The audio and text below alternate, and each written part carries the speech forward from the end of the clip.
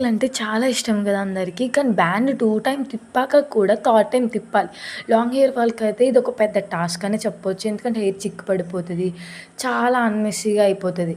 కాబట్టి ఒక్కసారి ఇలా ట్రై చేయండి. ఎందుకంటే అది థర్డ్ టైమ్ తిప్పాక మనకి చాలా టైట్ అయిపోయి పోనీటైల్ వల్ల కూడా హెయిర్ ఫాల్ అవుతది.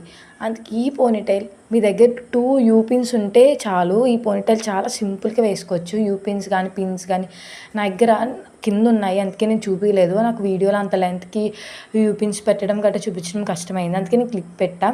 మిడిల్ పార్టిషన్ తీసుకొని దాన్ని అది పార్టిషన్‌కి మనం మొత్తం బ్యాక్ హెయిర్ సెపరేట్‌గా, ఫ్రంట్ హెయిర్ సెపరేట్‌గా పెట్టుకోండి.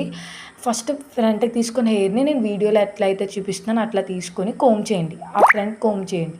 బాగా కోంబ్ చేయండి స్మూత్‌గా. అంటే ఎటువంటి చిక్కులు లేకుండా కోంబ్ చేసుకోండి. అలా 2 సైడ్స్ కూడా కోంబ్ చేసుకున్నాక బ్యాక్‌కి ఇట్లా బ్యాక్ హెయిర్ అంతా పెట్టేసుకొని దాన్ని బ్యాక్ పెట్టేసుకోండి ఒక సైడు.